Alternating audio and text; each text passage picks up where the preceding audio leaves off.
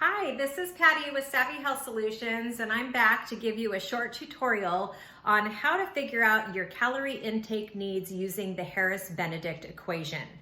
The first thing we're going to do is we're going to figure out that formula for women, and then we'll follow it up with doing the same formula or a similar formula for men. So follow along. We're going to use the example for women of a 40-year-old, 5'4" tall, 140-pound female. You can go ahead and put in the specific calculations that are applicable to you, but just for the purposes of showing the example, I'm going to walk through this one with you. So you'll see my formula back here behind me. We're going to figure out our body weight in pounds. So for this individual, we've got 140 pounds for this woman. The height in inches, as I mentioned, 5'4", so that's 64 inches. We're gonna put 64 inches here. And then our next factor is going to be age. So age in years, and this is a 40-year-old female that we're using as our example. So we're gonna put that here in on that line.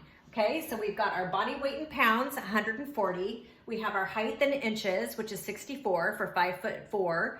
We have our age in years, which is 40, and then we're gonna figure out the formula. So this is how the formula goes. We're gonna take 140 multiplied by 4.35. That's gonna equal our factor A. That is 609 for this particular individual. We're then going to take our height in inches, 64 inches, and multiply that by 4.7, and that's going to give us 300.8 for our factor B. And then our last one, C, age in years, is 40 years old times 4.7, and that's going to give us C, which is, for this individual, 188. So then the way our formula goes is A plus B plus 665 equals 15, in this particular case, 1574.8. You're going to take that number and subtract C from that, which in this case is 188, and that is going to give us 1,386.8.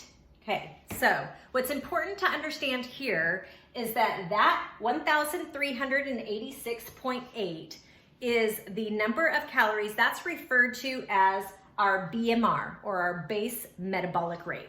What that means is there are certain things that our body has to do subconsciously, things like breathing, our heart needs to beat, our digestion system needs to work properly, right?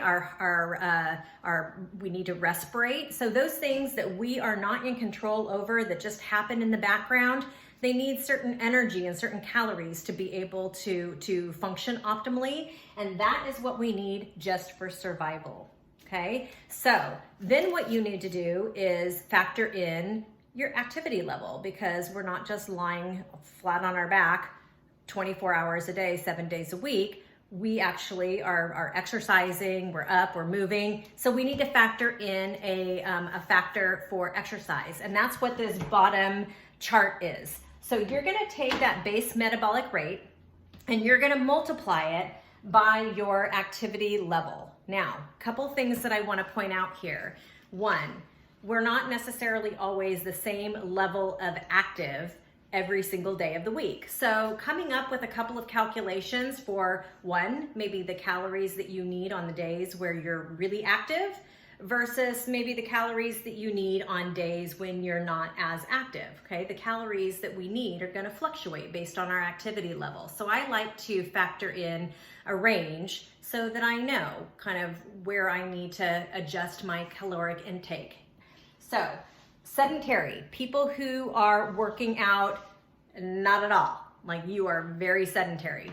You are going to multiply your 1386.8 by 1.2, or whatever your base metabolic rate is, by 1.2. For those of you who work out pretty consistently, 3 to 4, maybe 5 times a week, and you just do your basic workout those days, I would consider you to be moderately active. Now, we want to be careful not to overestimate how active we truly are, and this will put it in perspective. If you are considering yourself to be extremely active, I'm expecting that I'm going to see you on ESPN, or I'm going to see you on the televised Olympics when those come up next summer, okay? If you're not in that, then you probably don't need to be multiplying your base metabolic rate by 1.9. Okay, so when I'm talking about extremely active, I mean extremely active. So don't err on the side of overestimating how active you are. If you do, chances are you're going to be taking in more calories than really what your body needs to fuel. Okay, so typically the average active person is probably going to be maybe moderately active on the high end, okay? And then those who are super sedentary are going to be 1.2, and then those who are somewhere in between are going to be at the lightly active 1.375, okay? When you factor that in, that is going to give you the total number of calories that you need to be taking in on a daily basis as a general rule, just to maintain where you are right now.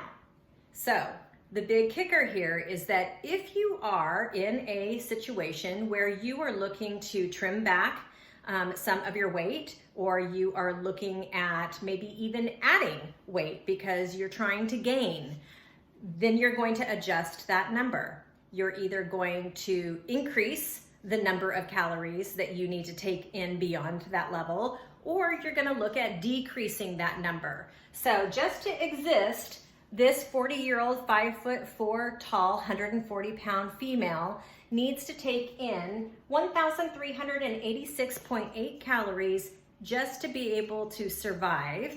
And then let's go ahead and assume, just for a moment, let me grab my calculator because mental math is not my strong suit. We're going to go ahead and assume that this female is, let's just say that she is moderately active. So we're going to multiply her calorie intake by 1.55, and that's going to give us 2,149 calories per day that she needs in order to just maintain her current state. Now, if she is interested in losing weight because maybe she needs to drop 10 pounds in order to feel at her healthiest point, how are we going to do that? Well, there's a couple of ways that we're going to do that. One, we didn't get there overnight, so we're not going to get there overnight, okay? We're not going to trim that weight off overnight. So the important thing to think is slow and steady is what gets you there, right? Fast does not last. And that is really important because in a day where we are looking for quick gratification, keep in mind that this takes a slow and consistent, steady effort. 3,500 calories is how much 1 pound is made up of. So if you want to safely be able to trim back that weight, the recommendation is no more than 1 to 2 pounds of weight loss per week, safely. So unless you're being observed or being overseen by a physician for a different type of medical weight loss program, 1 to 2 pounds on a weekly basis is legitimately realistic. So 1 pound a week would be 3,500 calorie deficit. 7 days in a week, you divide that 3,500 calories by 7, that's 500 calories a day that you are trying to somehow make up in your diet.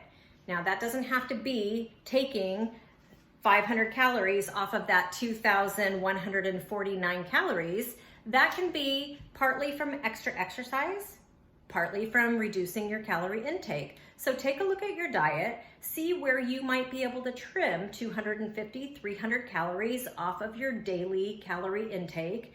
And then what do you need to do in order to burn perhaps an extra 250 calories a day. And between those two efforts, you will have gained your 500 calorie deficit. And if you do that 7 days a week, you will have lost your 3,500 calories, your 3,500, which equals 1 pound. So that's how it works. It's not super complicated. It's not super complicated, but it does take consistent effort. So I hope that helps. bring some clarity to how you can figure out what your calorie needs are, and then how to factor in your exercise, and then what you need to do to adjust that based on what your goals are. Thank you very much for your time, and check in to the Savvy Health Solutions YouTube channel for more great tips on exercising, on nutrition, and on other really great health and wellness topics. I'll be back shortly with the same recipe for how men can figure out their calorie needs on a daily basis. Thank you.